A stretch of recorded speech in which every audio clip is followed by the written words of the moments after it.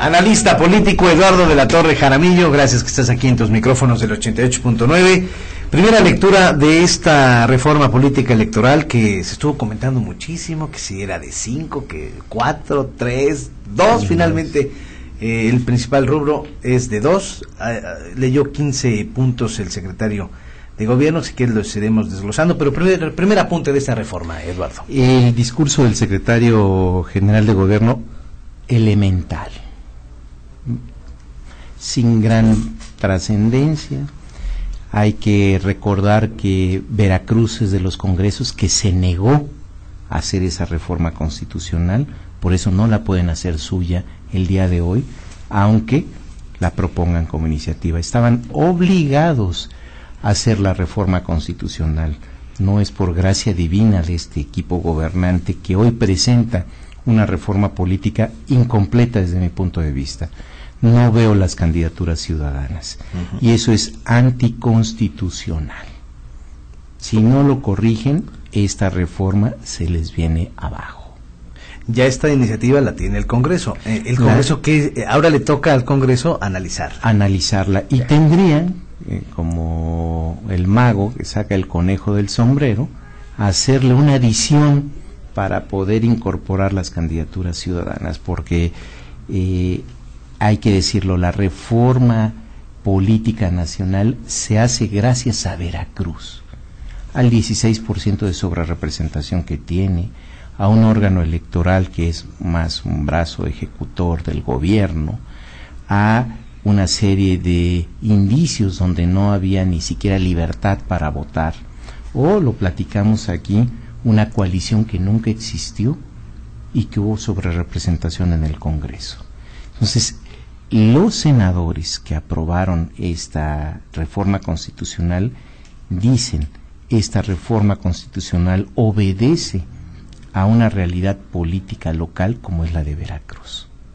Entonces, de primera entrada yo te diría, estaban obligados, es una clase política que se opuso a esta reforma porque rompes con los privilegios, pero sobre todo con las complicidades políticas que tenemos en Veracruz, yo diría desde 2007, cuando se hace, estábamos en un proceso de liberalización política y se da marcha atrás a este proceso y se da un proceso de involución política a el proceso de liberalización que se tenía desde 1997, cuando el PRI pierde 105 alcaldías, 107 alcaldías de 204, ¿no? El Congreso lo pierde en 2004, pero 2007 se clausura el proceso de liberalización política y es como la parte más oscura de la política que ha vivido Veracruz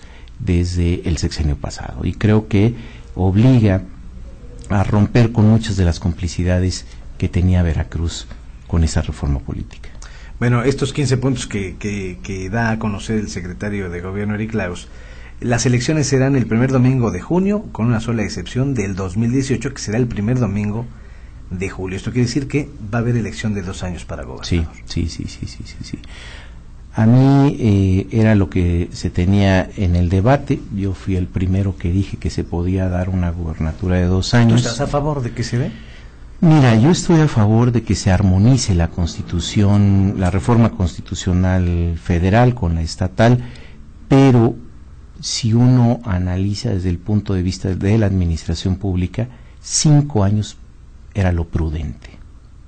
5 años. Porque si bien Puebla tiene una mini gubernatura de 1 año, 8 meses, son procesos totalmente distintos los que se viven en Veracruz y en Puebla, ¿no? Cierto, sí. En el caso de Veracruz tenemos con planes estatales de desarrollo fallidos, ¿no? Con Fidel Herrera se hizo 5 veces ese plan, de veras eso es ridiculizar a la administración pública, mofarse la administración pública.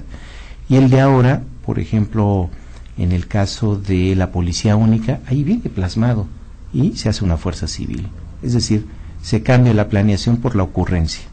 Ahora, y 2 años son muy pocos para un gobierno, solamente te sirven para lo pero que dice lo la hacen para Constitución. armonizar, precisamente. Lo hacen para que no les finquen responsabilidades.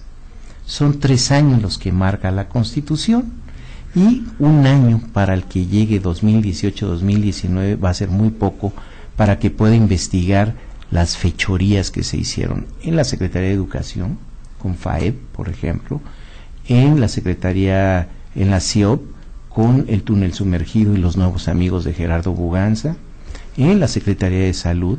O sea, hay una serie de corruptelas en estos gobiernos, con estos secretarios, y que no les va a dar tiempo para fincar responsabilidades en 1 año. Creo que es un sistema de complicidades el que se hace para que se establezca 2 años en el gobierno. Bueno, un punto también que se maneja, se remitirá a la Constitución General de la República la regulación del régimen de los partidos políticos. Eso es una tontería, ¿no? Así como está planteado. Por eso dije que es elemental. Se elevan a 3% el registro. El que no alcance el 3%, el que no alcance el 3%, ya no habrá. Ya no habrá. Que esta elección de 2005 son 5 partidos los candidatos a perder el registro. La de 2015. La de 2015. 3 partidos. 5 partidos. 5 partidos. El Humanista, el PES, Movimiento Ciudadano, el PT y el PANAL. No creo que rebasen el umbral del 3%. La campaña del gobernador tendrá una duración de 60 días y las de diputados y ayuntamientos será de 30. ¿Eso lo ves bien?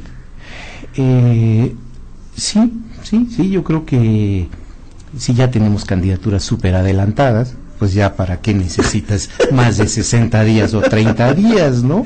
Estás placeando todos tus candidatos. Se suprime al Congreso local la facultad para definir la demarcación de los distritos electorales y se fijarán los límites de acuerdo a los topes poblacionales impuestos al artículo 116 de la Constitución Federal.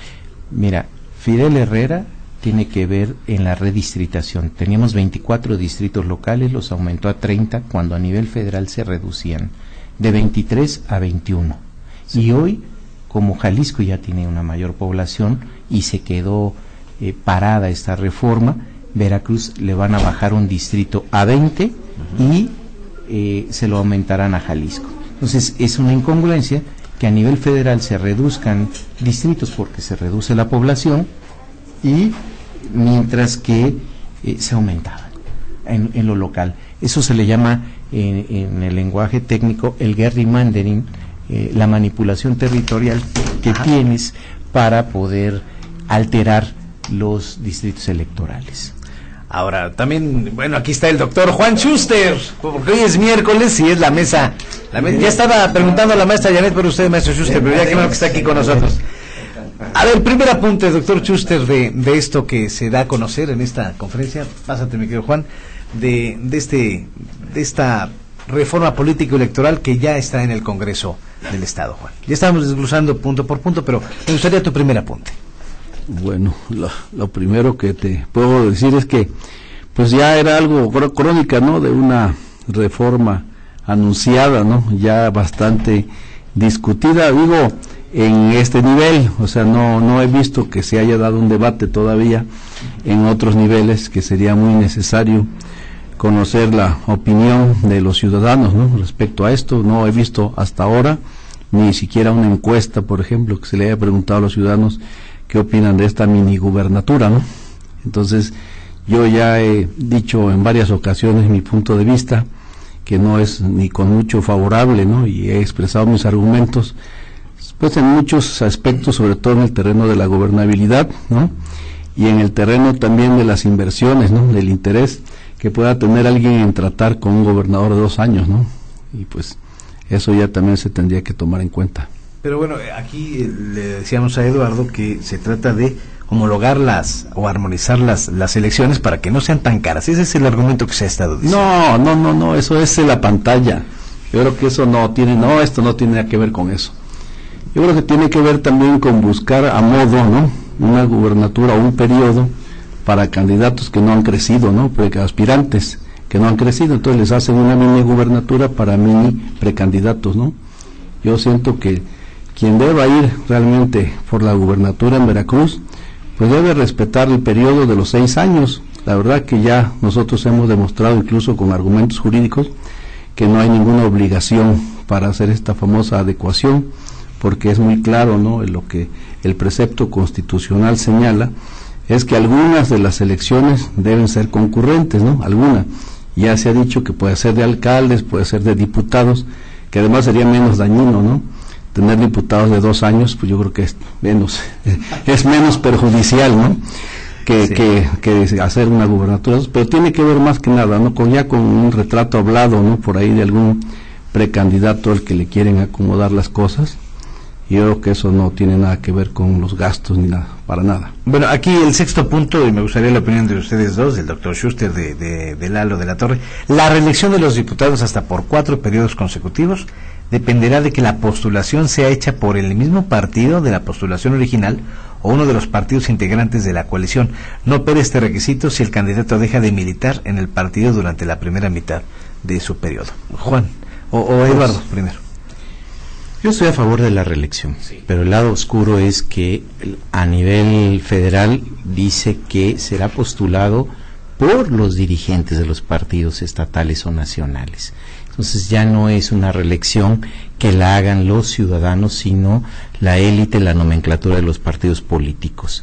Y por supuesto México, con excepción de Costa Rica, eran los 2 únicos países que no tenían reelección, al menos en el mundo, vamos, ¿no? Éramos ya una excepción de las excepciones el que no se tuviera una reelección. Yo creo que 4 periodos son más que suficientes para evitar los errores que se han visto en los Estados Unidos, o cómo se van enquistando los diputados y la forma en que se van financiando las campañas. Sigue siendo un error, esa es la parte equívoca de la reforma en cuanto a la reelección, que sean los presidentes de los partidos políticos quienes decidan que se van a reelegir cuando deben ser los ciudadanos. Creo que ese es uno de los grandes errores de la reforma a nivel nacional, y por supuesto se replica a nivel estatal. Doctor Schuster.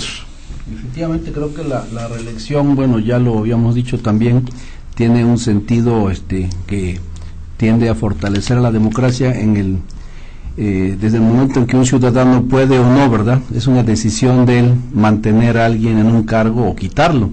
Digo, junto con la revocación del mandato, que también debiera ya proceder, ¿no?, dentro de una reforma congruente, porque de lo contrario pues vamos a seguir viendo que se sigan pidiendo las renuncias de los representantes electos, ¿no?, sea de nivel de presidente de la República o hasta nivel de ediles, ¿no?, municipales, que le sigan pidiendo la renuncia a través de, aprovechando conflictos como el de Ayotzinapa o el que sea, ¿no?, que tengan que esperar que ocurra alguna tragedia para responsabilizar, ¿no?, alguna representante popular y solicitar su renuncia, y no que se pueda ya por los medios que las mismas democracias establecen, ¿no?, revocar un mandato de alguien que a todas luces pues resulta ser un agente incompetente, ¿no? Pues sí, a ver, el Congreso en el punto 7 elimina la facultad del Congreso local para designar consejeros de la autoridad electoral, designación que le corresponderá al Instituto Nacional Electoral. También se suprime la facultad del Congreso local para definir la demarcación de los distritos electorales, doctor.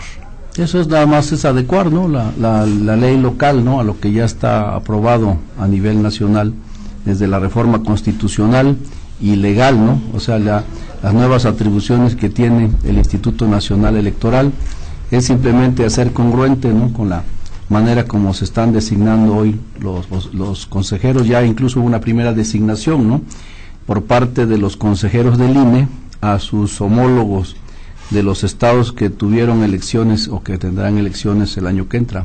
18. No, pero para los que van a tener elecciones en los estados, las elecciones locales. En 18 estados. Sí, en 18 estados, sí. Ahora, Lalo de la Torre, ¿estás a favor, estás en contra de que ya esto de lo del INE, de que ya no se tenga la facultad, se elimine la facultad del Congreso local para designar a los consejeros? Sí, por supuesto, esto era una simulación. El último consejero, yo lo he dicho, y no porque esté aquí Juan Schuster, era Monfort, era el maestro Panes, era el maestro Alafita. De ese consejo no ha habido nadie que les llega a los talones. El último consejero que es nombrado, fíjate, fue candidato del PRD en 2009, cuando Javier Duarte fue candidato a diputado. Y después es consejero, a diferencia de México, que son 5 años después de que fuiste dirigente o candidato para poder ser consejero. Aquí ni siquiera pasaron 3 años para nombrarlo consejero. O sea, era algo de simple trámite para meter a sus alfiles en el consejo, y yo no he visto un consejero crítico a las actuaciones, no solamente del propio órgano electoral, como la había en ese momento. En ese momento, con lo que se le llamó la reforma democrática, entraron investigadores con un criterio, por supuesto, más que amplio, y hoy lo que tienes son solamente siervos electorales en lugar de consejeros electorales, ¿no? El gran Houdini es uno de ellos, que un legitimador del PRI, no puedo llamarle de otra manera, vergonzante, ¿no? Y la maestra Carolina Viveros, que ya se debe retirar por humanidad, ¿no? O sea, son 9 años donde ya la historia más criticable del ámbito electoral se lo vamos a deber a 2 personajes en estos últimos años, a Carolina Viveros y a Daniel Ruiz Inmorales. Creo que estos personajes han dañado a la democracia y a la vida pública de este Estado como ningunos otros de los personajes que ha habido en estos órganos que se deben decir autónomos.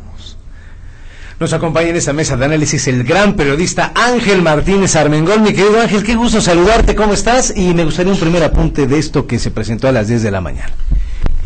Hola Ramsés, muchas gracias por la invitación y un saludo al auditorio. Bueno, primero yo diría que a mí no me sorprende, pues, que se haya presentado la iniciativa en términos de que era algo que ya estaba, digamos, cantado, pues, ¿no?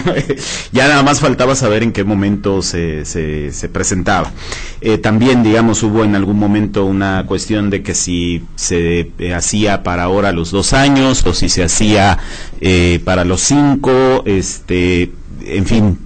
Pero digamos, la idea de empatar las 2 elecciones, la elección local con la federal, pues era algo, digamos, que inevitablemente se iba a hacer, que el propio Eduardo había estado muy insistentemente planteando el tema, ¿no? Recuerdo que en algún momento no faltó algún opinador por ahí que lo tildaba de loco, ¿no? O de incongruente con esta idea, ¿no? Aquí no fue. Pero lo cierto es que la realidad termina por imponerse. Y esto era algo inevitable. ¿Por qué era inevitable? Pues porque así viene la reforma federal. Es decir, esto se tenía que hacer y se tenía que lograr en algún momento inevitablemente. Entonces, a mí me parece que, primero, una primera cuestión es que no me sorprende, ¿no?, que se haya presentado, que dibuja, por lo que podemos leer en los portales web, en la prensa electrónica que está dando ya cuenta de ello, el contenido de la iniciativa. No me sorprende tampoco en los términos en que viene, ¿no? Simplemente, insisto, responde a la lógica de la reforma política federal, y que cambia completamente, por supuesto, las reglas del juego, ¿no? De lo que ha sido hasta ahora, ¿no? Las reglas del juego electoral en el Estado, y que abre pues una coyuntura, digámoslo así, de expectativa de nuevas reglas del juego. Ya veremos qué también funcionan, porque ahorita todo es nuevo en materia electoral, ¿no? Vamos a ver cómo funciona el INE en la elección del próximo año, y pues ya veremos también cómo va a funcionar la cuestión de la designación de los órganos locales, que ahora pues así será, vamos, ¿no?, aquí en el Estado de Veracruz.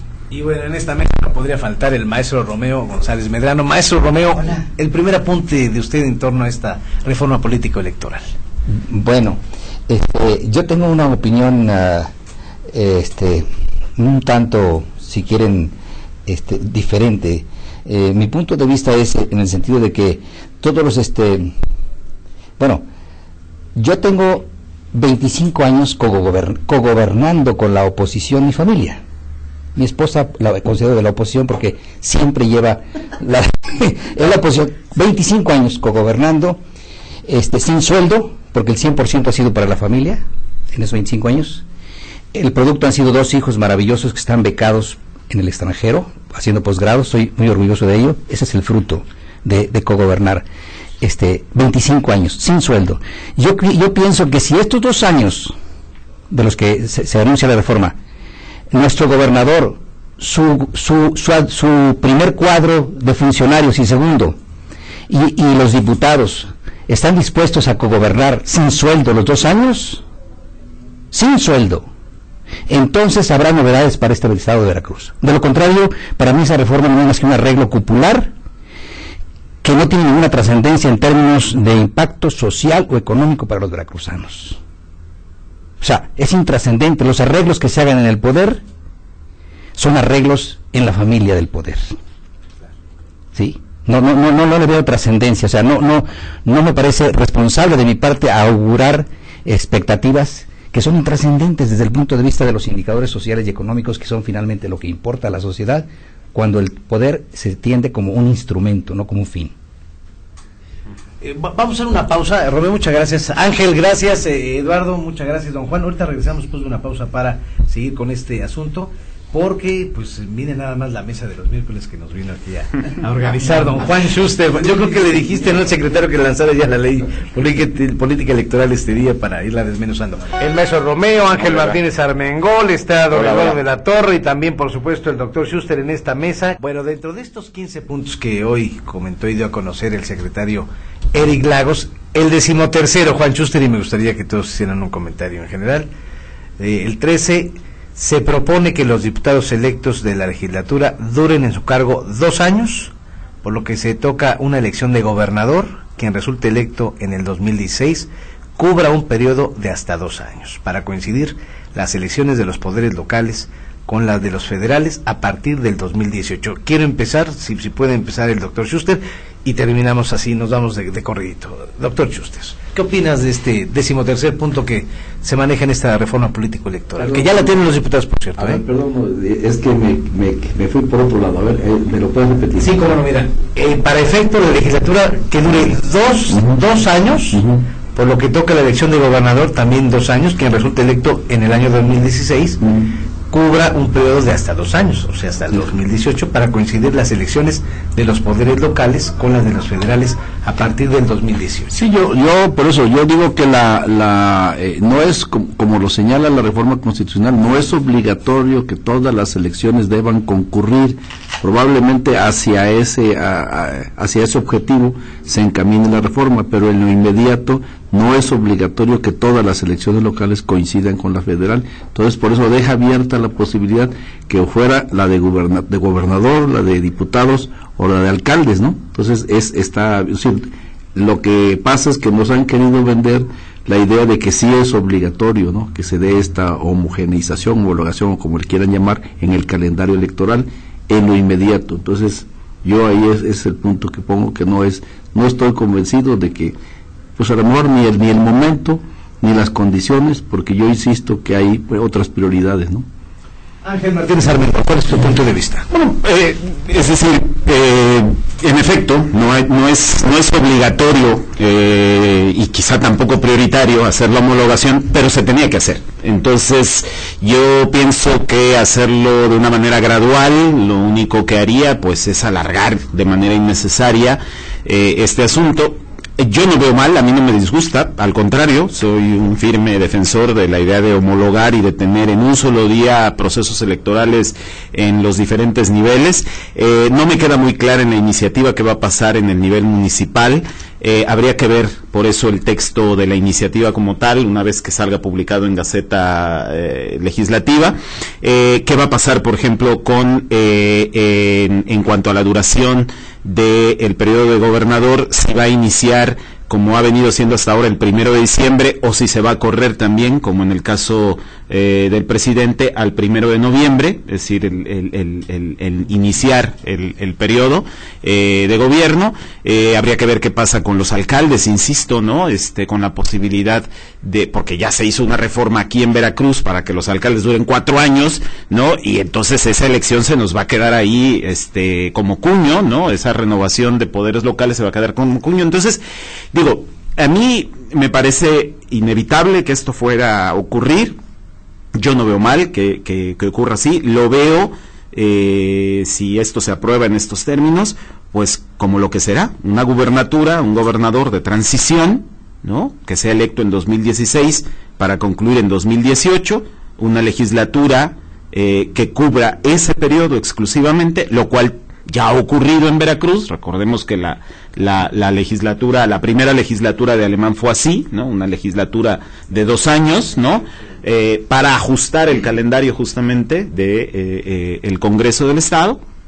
Por cierto, una legislatura que le tocó aprobar la reforma constitucional, la reforma a la Constitución del Estado. Es decir, entonces, de que se puede trabajar en 2 años y que se pueden hacer cosas en 2 años, claro, pero hay que verlo así, como una elección de autoridades de tránsito, ¿no? ¿Para transitar a qué? Pues a otro modelo de elección que nos resuelva un problema de política, ¿no?, que dará como resultado, digamos, idealmente, la solución a otro tipo de problemas, a las prioridades: seguridad, educación, salud, etcétera, etcétera, ¿no? Pero de entrada a resolver el tema de cómo repartimos el poder político, ¿no? Romeo González. Bueno, a mí me tocó la oportunidad de colaborar con esa legislatura de 2 años. Quiero decirles una cosa, cuando el recurso es poco, se exige más control y organización, más estricta, porque el recurso es poco, cuando es escaso. En este caso el recurso es tiempo, ¿verdad? Si son 2 años, yo diría que 2 años es la tercera parte de 6, o la mitad de 4. Si van a duplicar y triplicar las medidas para comprometer antes de las elecciones, ¿qué van a hacer hora por hora ese tiempo en favor de los veracruzanos? Y se miden en resultados, y hay un control estricto de los resultados y la entrega de resultados, valdrá la pena. Si no, mira, yo te voy a decir una cosa, el reglamento interno del Poder Legislativo es tan laxo que permite que los diputados en comisiones les establece que pueden presentar un diagnóstico y propuestas, pueden, es optativo. O sea, yo me pregunto, ¿por qué para el Ejecutivo se establece una programación y una presupuestación anualizada y calendarizada, y por qué al Legislativo llegan toda clase de orangutanes que no saben ni qué van a hacer, ni por qué llegaron, ni quién no tienen ninguna formación, ninguna preparación? O sea, verdaderamente da vergüenza a la sociedad, muchos de los legisladores que no saben ni siquiera qué es lo que van a hacer.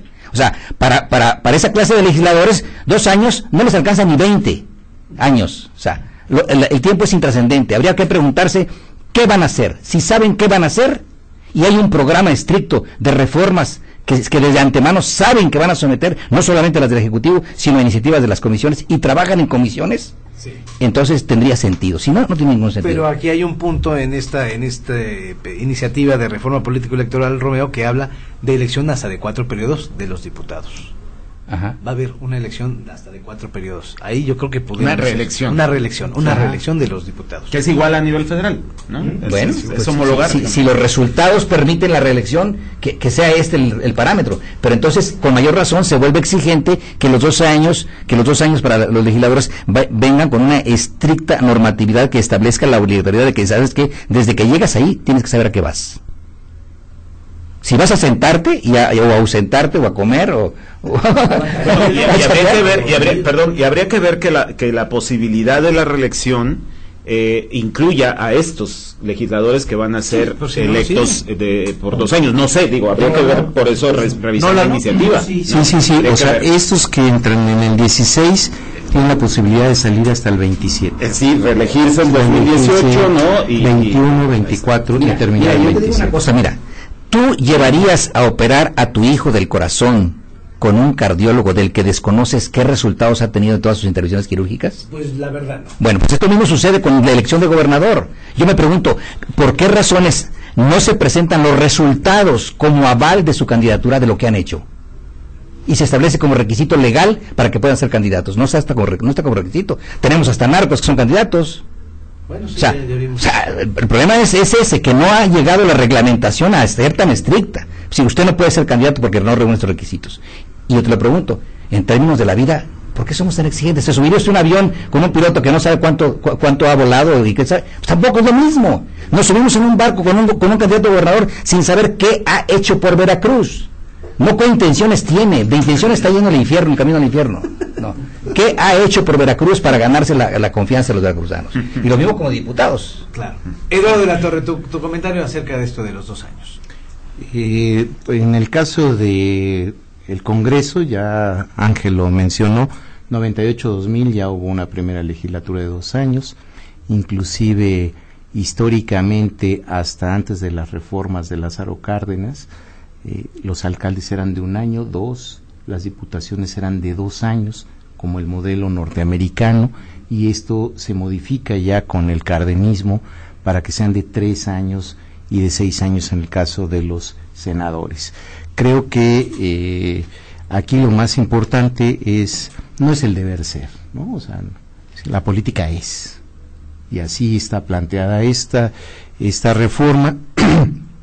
No se le puede exigir unas determinadas características también a los diputados, porque si no también estaríamos excluyendo que hoy es un derecho humano votar y ser votado, ¿no? Esto no es una cuestión elitista ni de estar poniendo candidatos de acuerdo a lo que nosotros queremos o aspiramos o pensamos, sino es lo que dice simple y sencillamente la ley.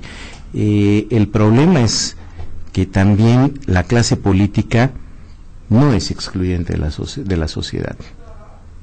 Son ciudadanos los que también están en la clase política, y es el reflejo que tenemos de esta sociedad mexicana. No podemos pedirle más a la clase política porque es un reflejo de la sociedad mexicana y veracruzana. Creo que eso es lo que tenemos. 8 años de educación en este país, últimos lugares en lectura y comprensión, de acuerdo a la OCDE en las pruebas PISA, ¿no?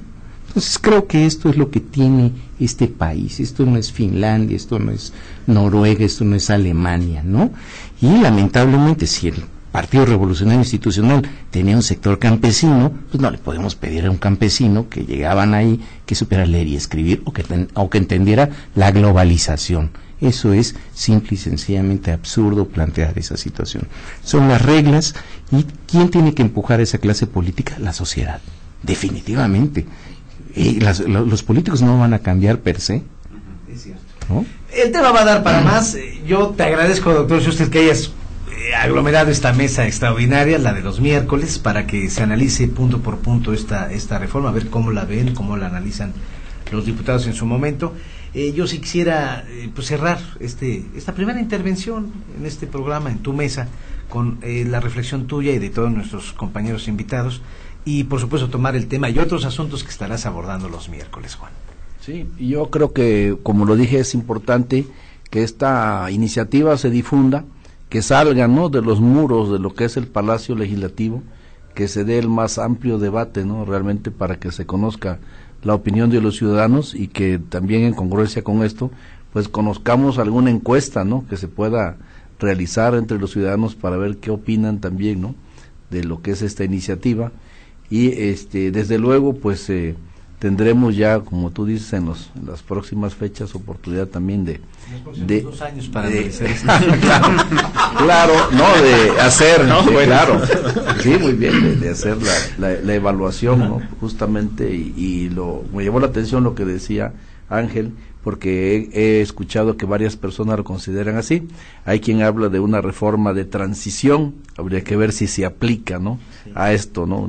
Más bien sería, como dice Ángel, transitorio, ¿no?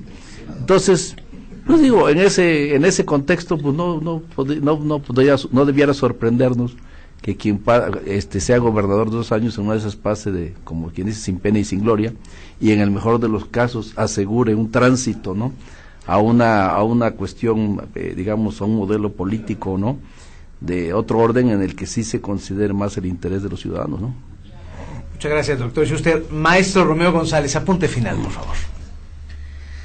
Pues yo concluyo que lo mismo que dije al principio, que esto es una cosa, como lo señala aquí nuestro compañero, de la clase política. Eso está en la cúpula, ¿no? O sea, ahí los arreglos pues se suceden ahora y mañana y pasado y a federal, y de todas maneras el problema electoral no está resuelto. O sea, los ajustes que se hagan en la clase política de Veracruz, para el que crea que Veracruz está al margen del Estado, de la nación, pues sencillamente está ignorando que lo que está en entredicho es el Estado de Derecho en México. Eso es lo que está en entredicho. O sea, el Estado de Derecho de toda la República, no hablo de nada más de Veracruz, de toda la República, y esto incluye a Veracruz.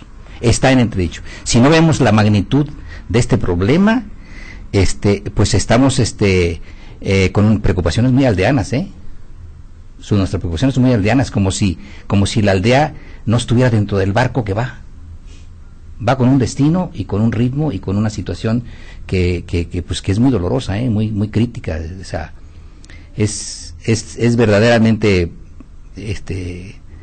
preocupante. Lo dicen los mismos líderes de opinión, lo dicen la misma clase política. Lo que está sucediendo en el país, pues no tiene. Mira, ¿para dónde va el país? Punto. Este sí es un problema toral. No para dónde va la clase política de Veracruz. Y 2 años, mira, me tiene sin cuidado. Ya, eso que le preocupa a los que están en la lucha por el poder. El problema ahorita no es ese. El problema central es ¿a dónde va el país? El país de los más corruptos del planeta. Este sí es el problema. La corrupción que en México sigue avanzando y seguimos conquistando los más altos índices en el planeta en materia de corrupción. Esto sí es grave. Para mí mi preocupación es esa, ¿no? Maestro, es su casa, Muchas gracias, Romeo, muchas gracias. Eduardo de la Torre, apunte final, por favor. Hay un teórico que se llama Dieter Nolen que dice que las reformas dependen del contexto histórico con las que se tienen que hacer. Yo creo que esta reforma, la clase política veracruzana no está entendiendo el momento político que está viviendo el país. Ayotzinapa vino a vulnerar la política tradicional de la compra de las elecciones, de la compra de candidatos y de la compra de autoridades electorales. Esto que ayer, por ejemplo, los padres de los 42 muchachos de Ayotzinapa ya están pidiendo la anulación de las elecciones en Guerrero. Y este es un dato que sí de preocupar no solamente al INE, sino que se va a viralizar, como hoy tenemos el caso de Ayotzinapa, y quién sabe cuántos estados más empiecen a pedir esta misma exigencia al Instituto Nacional Electoral. Aunque Lorenzo Vianello dice, no, sí se van a establecer, pero esto puede crecer. Además, hay que decirle a todos los políticos narcos que ya Barack Obama tiene una comisión de especialistas que le tienen que entregar un informe en marzo, quiénes son los políticos que están vinculados al narcotráfico en este país. Y por supuesto, no serán candidatos a diputados federales quienes en algún estado aspiren a ser diputados federales. Creo que ese es el mejor mensaje, que el asunto también es geopolítico, no es aldeano, es geopolítico, ¿no? La situación del país es de una vergüenza internacional, de la impunidad, de la complicidad en la que se vive. Tenemos que asistir no solamente a una nueva clase política, sino sí me parece irresponsable que se tenía que hacer, como dice Ángel, la reforma, sí, pero plantearla como está planteada de 2 años solamente para eliminar a los adversarios que son los yunes de todos los partidos políticos, que va con un mensaje dirigido, esta reforma es claro. Entonces, no solamente debes de jugar con tus intereses eminentemente particulares, es el interés general el que no han visto en esta reforma. Muchas gracias, Eduardo. Pues la pelotita ya la tiene el Congreso, Ángel. Sí, bueno, sin duda llega tarde, ¿no? Por esto mismo que acaba de expresar Eduardo, la presentación de esta iniciativa. La reforma política en el país se cocinó justamente en diciembre del año pasado, ¿no? A la luz de las reformas, de las otras reformas que se cocinaron en el Congreso de la Unión, la energética, en fin, la de transparencia, incluso, ¿no? Que íbamos a hablar de transparencia y corrupción, pero bueno, se ha estado, o vamos a hablar del tema, vamos a hablar. Tienes 2 años para hacerlo. Perfecto, bueno. Entonces, a ver, llega tarde la local, ¿no? Es decir, y me parece que este tiempo que se han tomado para presentar finalmente la iniciativa tampoco es resultado de un debate en torno al asunto. Es decir, se cocinó, se habló en los corrillos, por ahí, por allá, pero no había claridad.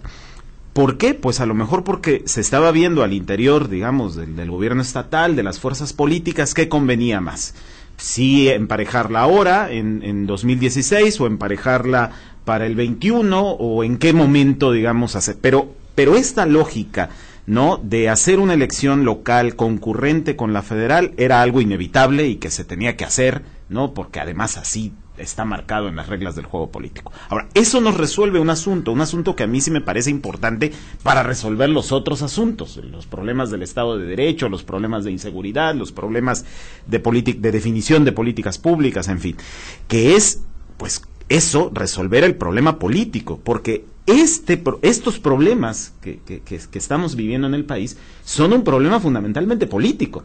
Es decir, lo que está en cuestionamiento es la clase política y la forma en que la sociedad participa en política. Entonces tenemos que resolver eso de entrada, ¿sí? Si no resolvemos eso de entrada, lo otro va a ser más difícil de resolver. Se podrán dar manotazos en la mesa y desgarrarse vestiduras e ir y cuestionar a los senadores, como ayer hicieron los padres de los muchachos de Ayotzinapa, pero eso no nos va a resolver el problema.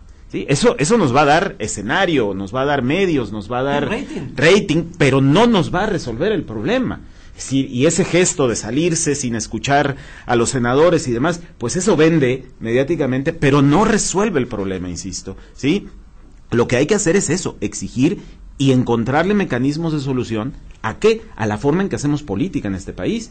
Porque eso no es solo un asunto de la clase política o de las élites políticas, eso sí es un asunto que nos compete a todos. Y eso pasa por ver cómo se configuran las reglas del juego político electoral. Entonces, a mí me parece que ahora lo que viene, o lo idealmente lo que tendría que venir, pues es una discusión amplia del contenido de la iniciativa, amplia, ¿sí? Que incluya a todos los actores. Yo esperaría que el Congreso, al recibir esta pelota, pues abra espacios de discusión, foros, espacios donde quienes saben del tema electoral, como el doctor Schuster, como Lalo, en fin, como muchos actores sociales y políticos, pues vayan y opinen, como columnistas, editorialistas que le saben al asunto, pues participen y digan, y que no se tramite esta iniciativa, pues ahí, digamos, solamente en lo oscurito, como dicen, ¿no? En las comisiones, en cuartos cerrados y ya. Que el Congreso lo puede hacer, pues sí, pero es que este tipo de iniciativas que atañen a la cuestión política deben de tener el consenso más amplio, la discusión más amplia, para que salga algo, digamos, que pues procure el mayor consenso posible entre las fuerzas políticas, entre la sociedad, y que, por supuesto, tenga un dejo de legitimidad mucho más amplio. Eso sería lo deseable. Pues ya conocen el camino, señores, ya conocen el camino donde están los micrófonos del 88.9 para hablar de este y de otros temas. Ángel, muchas gracias. No, al contrario. Don Romeo, ¿dónde está? Que sí lo veo, qué gusto me da verlo. Eduardo, gracias. Doctor Schuster, ¿próximo miércoles? Estamos emplazados. Bueno.